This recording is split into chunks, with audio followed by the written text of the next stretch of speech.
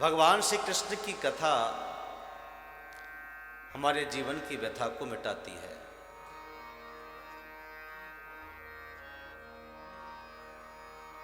जिनका संबंध भगवान की कथा से, भगवान के कीर्तन से, रूप धाम लीला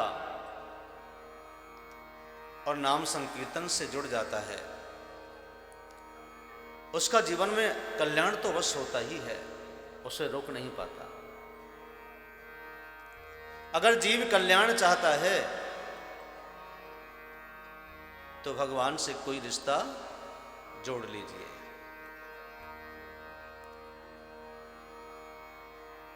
बिना रिश्ता जोड़े तो भगवान कैसे अपनाएंगे? कोई पहचान तो बनाने हैं ना। जब नेता चुनाव लड़ता है तो उस नेता को पहले अपने नाम का उजागर करना पड़ता है, अपने चेहरे को दिखाना पड़ता है कि मैं कौन हूं, ताकि मुझे लोग जाने और वोट दें। वैसे ही भगवान से कोई रिश्ता बनाने के लिए कोई नाता तो जोड़ना ही होगा, कोई संबंध बनाना होगा। चाहे आप मन ही मन जोड़ें, उसकी कोई बात नहीं। चाहे आप अपने घर में रहकर के भगवान का चिंतन करें, स्मरण करें, वंदन करें,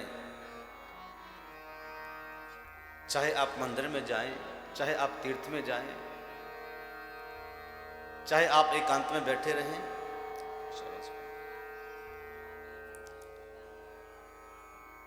उसके लिए आपके ऊपर निर्भर करता है।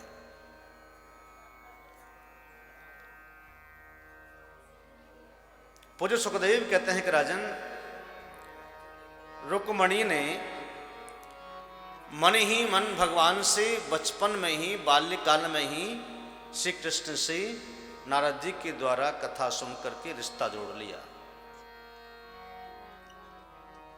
अच्छा बताओ, अगर रुक्मणी का रिश्ता नहीं जुड़ा होता मन ही मन, तो ना भगवान ने रुक्मणी को देखा, ना रुक्मणी ने भगवान को देखा,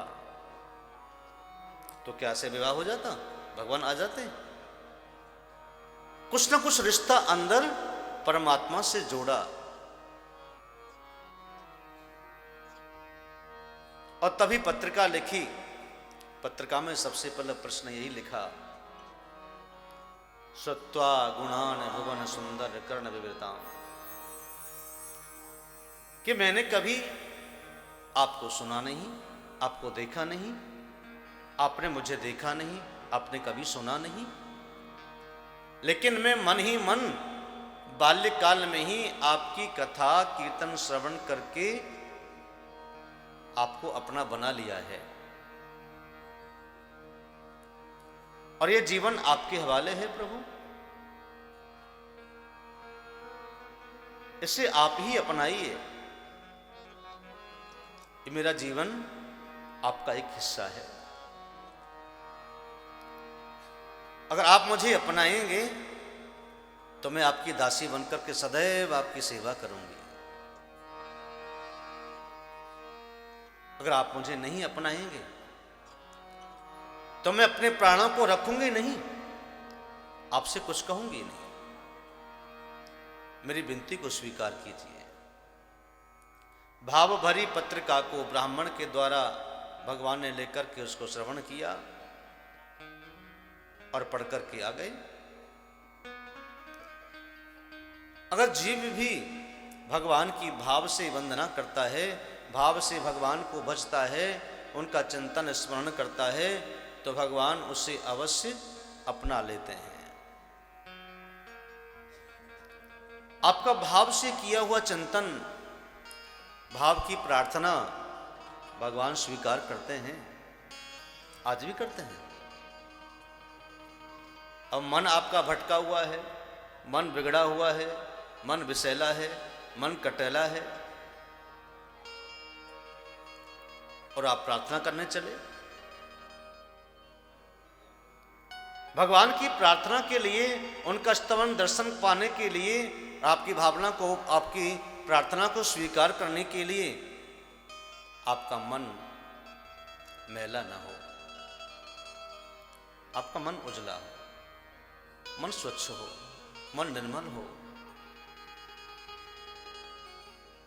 किसी प्रकार की वासना ना हो, कामना ना हो। भगवान से कभी मांगना नहीं, अगर मांगोगे तो घाटे में रह जाओगे। हो सकता है भगवान ने आपको मांगने से ज्यादा सोच रखा हो देने के लिए। मांगने से तो भगवान की दृष्टि में गिर जाओगे। बिना मांगे ही आपकी शुभ कर्मों के अनुसार आपको उतना मिल जाएगा कि आप संभाल नहीं पाओगे। भगवान करुणामय है, करुणावान है, करुणा निधान है, वो सरल चित्त हैं,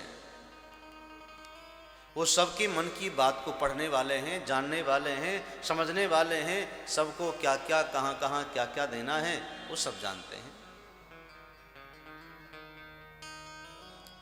भगवान की भक्ति बड़ी सर्वोपरि है सज्जन। रुक्मिणी को ले जाकर के द्वारिका में गए और वहां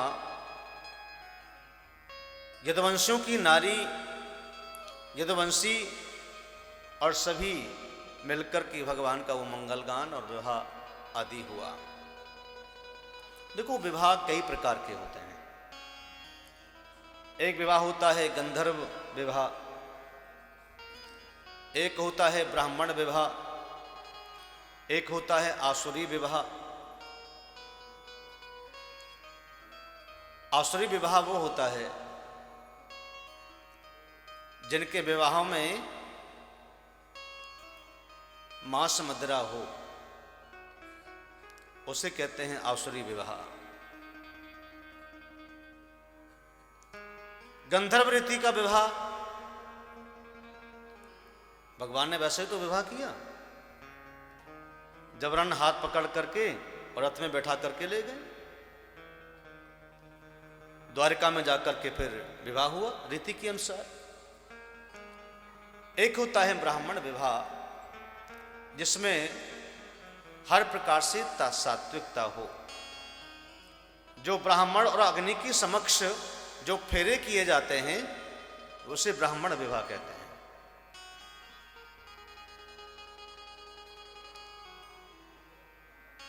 सुंदर भगवान का विवाह हुआ और कुछ समय के बाद रुक्मिणी से एक पुत्र हुआ जिसका नाम था प्रद्युम्न। सब्सक्राइब करें रामकृष्ण शास्त्री जी के YouTube चैनल को और हमारे वीडियोस को सबसे पहले देखने के लिए बेल आइकन को दबाना न भूलें।